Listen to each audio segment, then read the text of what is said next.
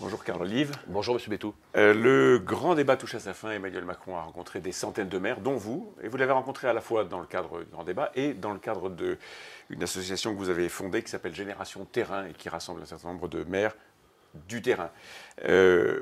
Est-ce que vous avez le sentiment que Emmanuel Macron, qui a renoué le contact en quelque sorte avec les maires et peut-être avec le terrain précisément, est-ce qu'il a appris des choses ? Oui, je pense qu'il a appris des choses, non pas qu'il était déconnecté, simplement... Il n'était pas déconnecté ? Non, il n'était pas déconnecté. Quand on l'a rencontré, il était maître de ses dossiers. Parfois, il nous a même renvoyés dans nos contradictions. Ah. Pour autant, autour de lui, des relais sont insuffisants. Ouais. Et notamment, je pense au fait qu'il n'y avait pas d'interlocuteur jusqu'à présent entre le sommet de l'État et les élus de terrain que nous sommes. C'est le principal message que nous lui avons fait passer, et notamment sur la forme. Vous savez, M. Bétou, on rappelait les emplois aidés rustines sur une jambe de bois. On savait qu'il fallait qu'à un moment donné les supprimer. Pour autant, pas. Et d'ailleurs, votre candidat à la présidentielle, je veux dire, vous êtes les Républicains, avait proposé de supprimer les emplois aidés. Bien sûr, mais on a une forme. La forme pour y parvenir, la méthode est catastrophique. Du jour au lendemain, on ne supprime pas les emplois aidés. On se met simplement autour de la table. Je pourrais vous parler également des policiers qu'on imaginait mettre dans les collèges. Oui. Vaste connerie. À la minute où il y avait cette idée, si le président de la République a pris son téléphone en appelant un maire de droite comme de gauche, alors on lui aurait dit c'est une bêtise, ne faites pas ça. Parce que vous allez attiser la haine dans les quartiers, vous allez humilier les enseignants qui n'ont pas besoin de ça, et vous allez déboussoler les policiers. Donc il a appris quelque chose pendant ce grand débat ?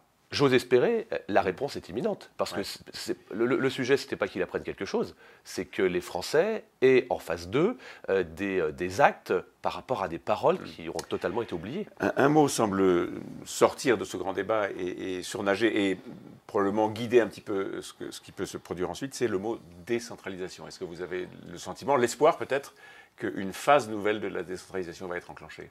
Écoutez, M. Bétou, nous autres élus de terrain, encore une fois, de gauche comme de droite, au travers de tous les clivages, on rend des budgets qui sont à l'équilibre. Ouais. Et on contribue modestement au désendettement de l'État. C'est le cas à Poissy, mais c'est le cas dans bien des collectivités.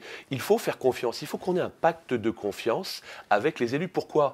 Les élus sont encore, les élus de terrain, les maires, sont encore les personnalités préférées des Français. En tout cas, ceux auxquels ils croient. Alors faisons-leur confiance. Et donc donnons-leur du pouvoir, c'est ça? Donnons-leur du pouvoir. Par exemple, si vous devez revendiquer, imaginez un acte nouveau de décentralisation, qu'est-ce que vous revendiquez comme pouvoir? Je vais vous donner un exemple tout à fait concret. La semaine dernière, un mur de ma prison, un mur d'enceinte, s'est éboulé sur 30 mètres. Énorme mur du 19e siècle. Exactement, 1821, ancien couvent. Depuis 2014, une commission locale de sécurité, départementale de sécurité, émet un avis défavorable, qui n'a pas été tenu compte par la chancellerie. Depuis 3 ans, j'explique, écrit pour le prouver, qu'il faut absolument intervenir et je souhaite le transfert de cette prison. On n'a jamais eu aucune réponse. Pas de réponse. Une seule quand j'ai décidé de mettre en péril. Et là, on m'a dit, faute de budget, on ne peut pas le faire. La décentralisation et le mur, bien sûr. En passant, danger pour la sécurité. Non, mais je veux dire, sécurité de ceux qui auraient pu être en dessous, mais les prisonniers qui sont à l'intérieur. Évidemment, Monsieur Bétou. Ils sont quoi? C'est de la sûreté. Ouais. C'est le chemin de ronde, le mur du chemin de ronde qui s'est effondré. Vous vous rendez compte? Et sécurité également pour mes administrés. Donc depuis une semaine, c'est le branle-bas de combat pour faire. Mais Carl Olive, pardon, mais la décentralisation comme ça, pardon, mais c'est un peu facile. Je prends la décision de me débarrasser de cette prison, une prison ancienne, effectivement. Et puis... Non, la décentralisation, elle n'est pas là, M. Bétou. La décentralisation, c'est de dire, je fais confiance aux élus de terrain, ok, moi je ne peux pas faire, alors moi je vais vous dire, il y a 2 ans, je serais intervenu avec les propres deniers de la collectivité, et le mur, je ne dirais pas qu'il ne se serait pas effondré évidemment, mais en tout cas, j'aurais pris les choses à bras-le-corps, ce qui n'a pas été le cas. Ça, c'est un acte qui est très important pour nous, mais cet acte, il oblige également. On fait confiance aux élus, mais en face, dans un contrat gagnant-gagnant, alors oui, peut-être qu'il y a un peu plus, non pas de contrôle, mais simplement de suivi. Dans son grand débat hier en Bretagne, aujourd'hui le président est en Corse, hier en Bretagne, le chef de l'État a dit « Ne sous-estimons pas ce que nous sommes en train de faire, redéfinir le projet national ». Bigre, ça ressemble à quoi? À une nouvelle étape dans le quinquennat?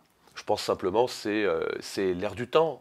Mais encore une fois, il ne peut pas y avoir des décisions unilatérales sans réhabilitation, j'ai presque envie de dire de rénovation effectivement de l'État. Ouais. On le voit bien, il faut aussi balayer devant sa porte. À droite, il faut évidemment balayer devant sa porte. On dit qu'on a la droite la plus bête du monde, mais à gauche, c'est pareil. Il faut absolument reconstruire cela. Ça passe par du rassemblement. Nouvelle étape du quinquennat, ça veut dire quoi à votre avis? Un remaniement ministériel qui se prépare? Ça, je dirais que c'est un moyen. Il ne faut pas perdre d'objectif, il faut que la France gagne. Et moi, quand il y a une décision de l'État qui est bonne, je prends le cas de l'éducation nationale, le dédoublement des classes CP et CE1, c'est une très belle idée. Ouais, il faut le dire. Pour autant, quand derrière la méthode pour parvenir à cette réforme de l'État est jugée catastrophique, alors il faut de la pédagogie, il faut de la transparence par rapport à cela. 66 millions d'individus, a dit le chef de l'État, qui ont, pour certains d'entre eux, émis des revendications personnelles, individuelles. On sent qu'il craint, Emmanuel Macron, la déception au sortir du grand débat. Comment est-ce qu'il peut faire pour éviter ça? Ça nous rappelle un peu l'équipe de France de football avec Didier Deschamps et les 66 millions de sélectionneurs. Ouais. Que souhaitent les Français, M. Bétou? Ils souhaitent vivre de leur travail, premièrement. Ouais. Donc arrêtons, je l'avais dit ici, de les matraquer fiscalement. Ouais. Alors oui, peut-être que la taxe d'habitation supprimée plus rapidement que prévu, mais pour tous, c'est 17 milliards d'euros. Ça, c'est un sujet de pouvoir d'achat. Mais à notre endroit, ne pas augmenter la pression fiscale dans nos collectivités. C'est aussi du pouvoir d'achat. Derrière, il faut de la réciprocité entre les droits et les devoirs. Il n'est pas normal qu'il y ait un intérêt, encore aujourd'hui, à rester chez soi plutôt que d'aller travailler. C'est une des principales revendications. Donc augmenter la différence entre les revenus de remplacement et les revenus du travail, c'est ça? Exactement. Indexation des retraites. Parce que sinon... Pas forcément toutes, jusqu'à un certain niveau, peut-être 1 300, 1 400 euros par exemple. Petite retraite, foyer moyen. Et c'est ce foyer-là qui est dans la rue depuis 3 mois. Sinon, les gilets jaunes, ce seront les retraités la prochaine fois. Je parle du reste à vivre. On entend parler d'augmentation de l'électricité, du gaz. Pour ces personnes-là, comme pour d'autres, c'est le reste à vivre qu'ils font. Qui va à nouveau diminuer. Ni le chômage, ni le terrorisme, ni l'insécurité, là encore je cite Emmanuel Macron, n'ont été évoqués, dit-il, dans ce grand débat.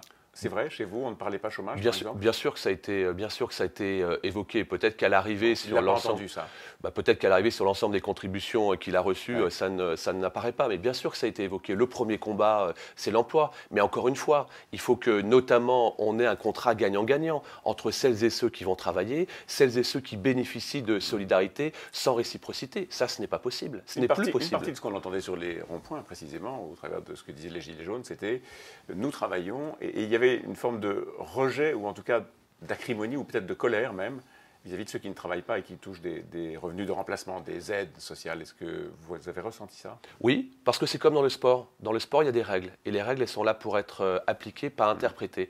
Quand vous donnez la possibilité, et je le vois dans ma collectivité parfois sur des recrutements, à des jeunes qui souhaitent travailler, très bien. Combien vous nous payez? 1 200 euros, c'est à peu près le SMIC. Ah non, nous on ne vient pas pour 1 200 euros. Pourquoi? On a 588 euros avec le RSA. On a la possibilité de faire, comme ils disent, du black et puis d'avoir des aides.